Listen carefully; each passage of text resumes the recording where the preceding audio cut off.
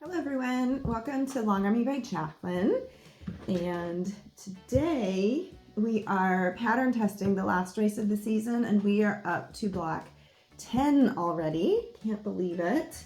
And I have pre-cut some fabric, so you will need some rectangles of your low volume. You will need some rectangles of your cool greeny blues group. These are going to be pine trees.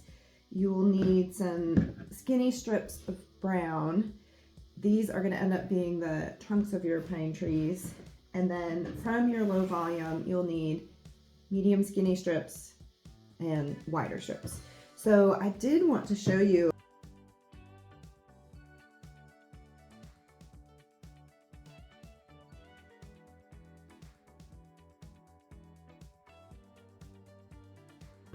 we're gonna have to edit this down. All right, so here we go. We are going to make our super scarf by joining different scraps end to end this way. So the first step, we are going to need to do some make two half rectangle triangles, and they're similar but not exactly the same as half square triangles, because obviously a square, it doesn't matter which two sides pair up, it's all the same. Rectangle, you have to be a little particular. And a half square triangle is the same. You could cut it, you can spin it around, and you make them all the same, and you can use them either direction because they're squares. For a rectangle, there's a left one and a right one because there's a long side and a short side. So do you have your dart going this way or your dart going that way? It's going to make a difference. So you will have to do a little bit of placekeeping and keep track.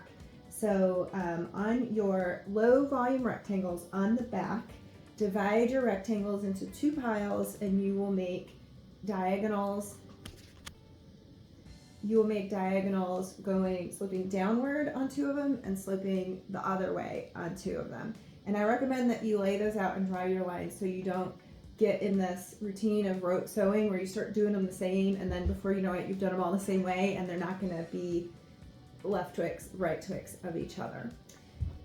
So the other tip that I have for you is for this quilt, because the scrappiness is so important and so interesting to it, I like to make more than I need and be able to mix and match more different colors and textures within my color groups than if I just follow the pattern as written. So you can make it that way and it'll be beautiful. But if you want to be extra and take it that extra mile, you can make a few extra and mix and match a few extra color combinations that you wouldn't get. Because the make two, if I pair this fabric and this fabric, I'm gonna have two triangles, but they're gonna both be this combination of fabric. So if I made more options, I will have two of this combination, but I don't have to use both of them. I can put those to the side, and what I would do is make another one. So I'm making 3 of these at once and taking advantage of all the extra scrappiness because I'm using more fabric and I can mix and match more fabric between the 3 quilts. That's going to have to be edited down. That's way too long. Alright, so take your erasable fabric marking tool of choice. Now this, you are going to be cutting on the line, so if you wanted to use a regular ballpoint pen or pencil, it's not the end of the world. And place your ruler corner to corner, and we'll mark the back of your low volume, or your lighter of your 2 fabrics, shall we say. Nope, back of your low volume. And so this one is going this way, and I'm going to take another piece of that same color and make sure I'm spreading my colors out between all of the shapes and combinations. And we'll mark going the other way.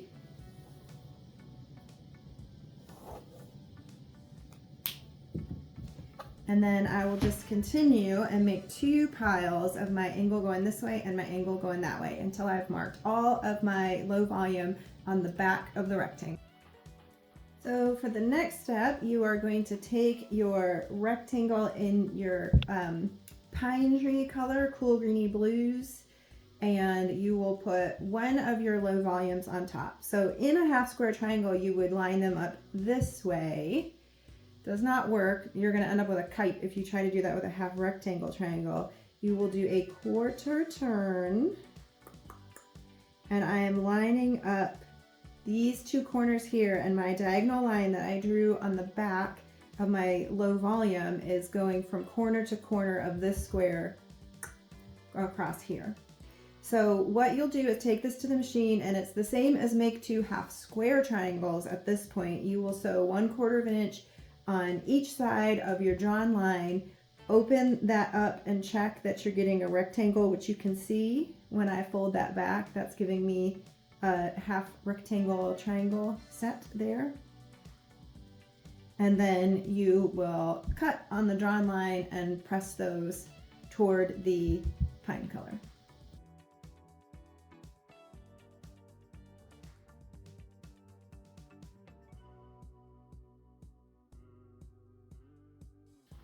So here we can see I've got the pine colored rectangle facing up and down, and it's face up in this case.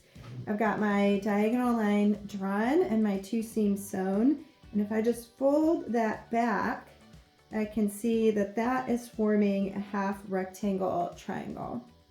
And if I look on the other side, that is forming a half rectangle triangle. So with them both folded back and I bring them together, I can see that I've got a left and a right rectangle, and I can't just take this one and spin it around and get a mirror image pair like that. This unit makes two that go on this side, this unit makes two that go on this side. So just to show, I've taken this unit that I made with the polka dot background and sliced it, and I'll press this. We'll take a look at what this makes. So here they've been pressed. This is my polka dot background. This is the one make two set, and you can see these both go the same way. And if I spin it around, it's not going to make a pine tree shape. It's going to make this cool diamond, but it's not the pine tree shape that I was looking for.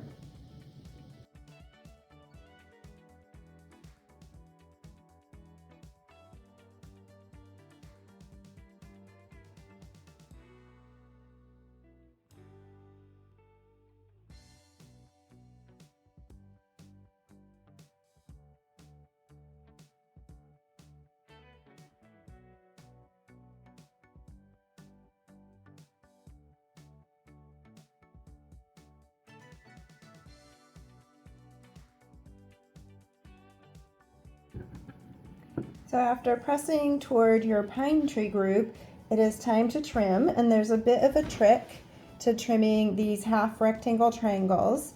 They do make special rulers for half rectangle triangles, but as you know, I don't believe in making people do that. So what you're going to look for is this 1/8 line at the tip of your ruler, and then based on the pattern, you'll look for that 1/8 line at the width and length of the finished unit that you'll be trimming to. And those details are in the pattern.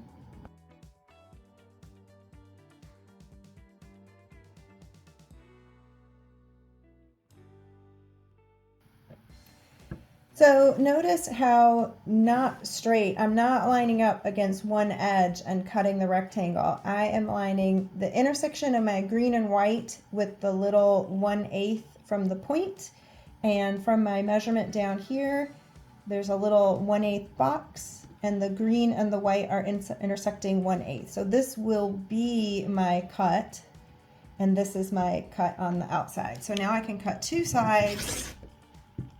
And all you need to know is the finished size of this triangle unit and have a regular standard ruler. So now that looks weird, but if I line up my finished measurement in this bottom corner, because I have cut these two sides already,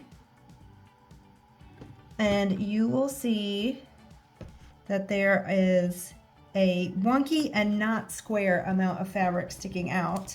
But when I trim it, what I am left with is a little 1/8 flat tip on the point of the white triangle and a little 1/8 flat tip on the point of the green triangle, and it will square up. So these original rectangles are upsized a little bit to give you plenty of room to wiggle and get your trimming just right, and get your ruler in there and trim those to the exact size that you need.